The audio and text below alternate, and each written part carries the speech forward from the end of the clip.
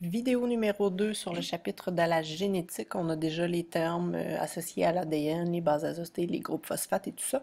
Là, on est vraiment dans le principe de transmission des gènes entre les différents parents. Donc, la photo de l'arbre qui est là, ça ressemble à un arbre généalogique. C'est pas pour rien, c'est parce que vos parents vous ont créé. Donc, vous avez des traits physiques de vos parents, vous avez des traits de caractère de vos parents, vous avez des traits aussi à l'intérieur, on dit que vous avez l'ADN de vos parents, on est capable de reconnaître l'ADN de certaines personnes, on est capable de savoir s'ils ont des liens de parenté parce que tout ce que vous avez comme ADN provient de vos parents. Vous avez une partie, par exemple, si on prend un chromosome qui vient de votre père et un autre petit chromosome qui vient de votre mère, ce qui fait que vous avez la moitié du code génétique qui provient de votre père et la moitié de votre code génétique qui provient de votre mère. Donc, c'est important de différencier ce que ça veut dire le terme génotype versus le terme phénotype.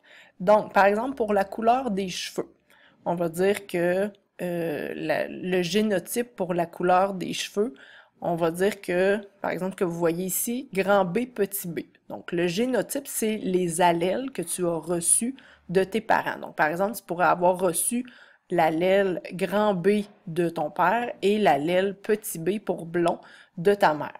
Donc ça, ce serait ton génotype, ce serait comme ton code génétique par rapport à ta couleur des cheveux.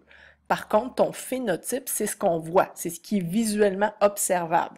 Donc, même si ton génotype, c'est grand B, petit b, ben, tu vas avoir les cheveux bruns. Donc, ton phénotype, c'est ce que je vois, c'est la couleur de tes cheveux.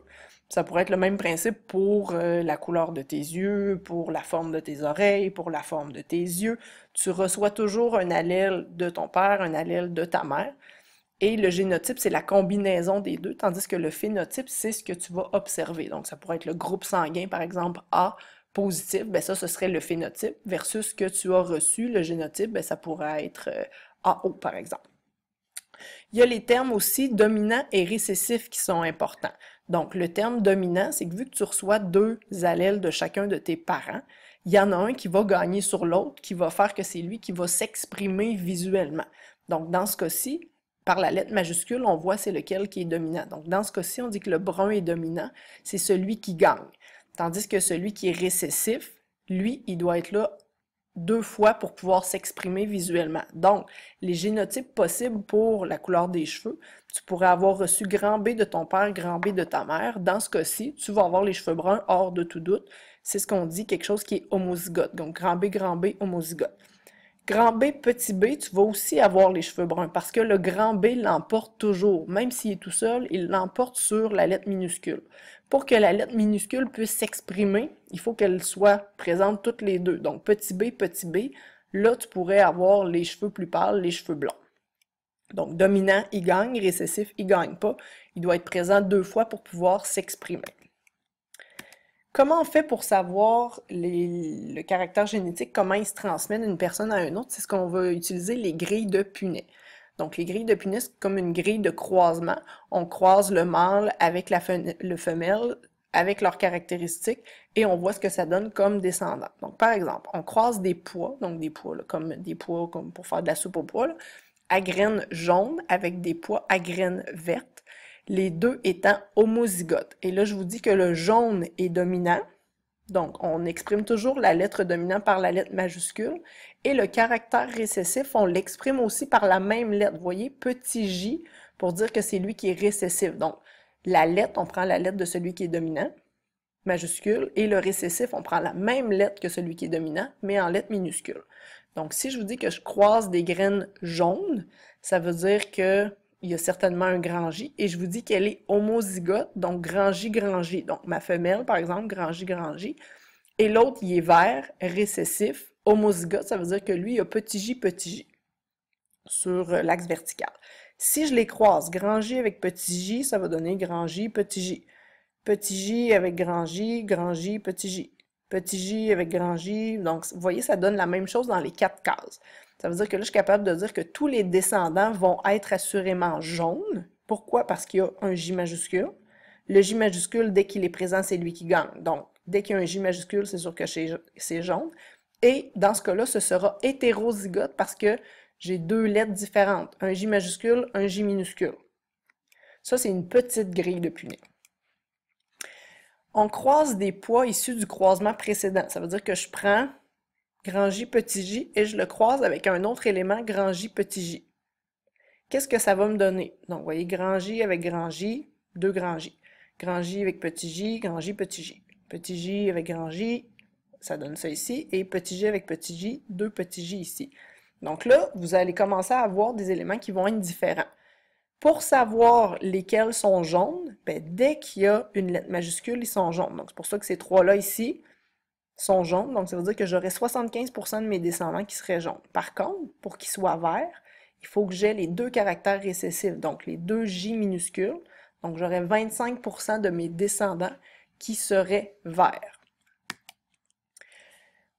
Exemple, avec deux caractères. Oups, pardon. Avec deux caractères. Ça veut dire que je pourrais travailler avec la couleur et avec la grandeur. Il y a plein de facteurs qu'on peut mélanger. Un croisement est réalisé entre deux chats hétérozygotes pour les caractères suivants. Les deux chats sont bruns, donc la couleur, avec les grandes oreilles, donc la grandeur des oreilles. Le brun domine le blanc pour la couleur et les grandes oreilles dominent sur les allèles des petites oreilles. Quelle proportion des descendants auront le même phénotype que les parents? Donc, les chats hétérozygotes, ça veut dire qu'ils sont bruns avec des grandes oreilles. Ici, on me dit que le brun domine sur le blanc. Donc, grand B pour brun, petit b pour blanc. Les grandes oreilles dominent sur les petites oreilles. Donc, mon caractère dominant, grand G, petites oreilles, petit g. Je vous rappelle que je prends la même lettre. Ici, ça tombe pareil, parce que brun et blanc, ça commence par la même lettre, mais ça serait quand même petit b. Grand G, petit g. Donc là, ici, je vous ai fait un tableau récapitulatif. Les parents, il y en a un qui est brun aux grandes oreilles et l'autre aussi qui est brun aux grandes oreilles. Donc, on vous dit aussi qu'ils sont hétérozygotes pour la couleur et la grandeur des oreilles. Donc, on sait que les deux parents sont grand B, petit b, grand G, petit g. Ils sont hétérozygotes pour chacun des caractères. Les gamètes possibles, c'est ce que les parents peuvent donner comme gamètes à leurs enfants. Parce que là, on n'oublie pas que les parents peuvent te donner un mélange de leur génétique. Donc, ils vont donner un gène pour la couleur et ils vont me donner un gène pour la grandeur des oreilles. Donc, s'il donne le grand B, il peut le donner avec un grand G. Il peut aussi donner un grand B avec un petit G. Ou bien, il pourrait donner un petit B pour la couleur avec un grand G pour les oreilles. Ou bien, il pourrait donner un petit b avec un petit g. Donc ça, c'est les 4 possibilités que les parents peuvent donner. C'est la même chose pour les deux parce que les deux parents ont le même génotype. Ensuite, on met ces gamètes-là dans la grille de Punnett. Donc, grand B, petit G, grand G, petit b, petit g. Et là, on fait tous nos croisements. Donc, vous voyez, j'ai regroupé les grands B ensemble, grand B, grand G, grand G. Grand B avec un grand B, grand G avec un petit g. Et ainsi de suite. Et là, j'ai fait tous mes croisements. Vous le faites dans votre cahier, vous le faites à la main, vous prenez un crayon marqueur et vous identifiez tout ce qui est pareil.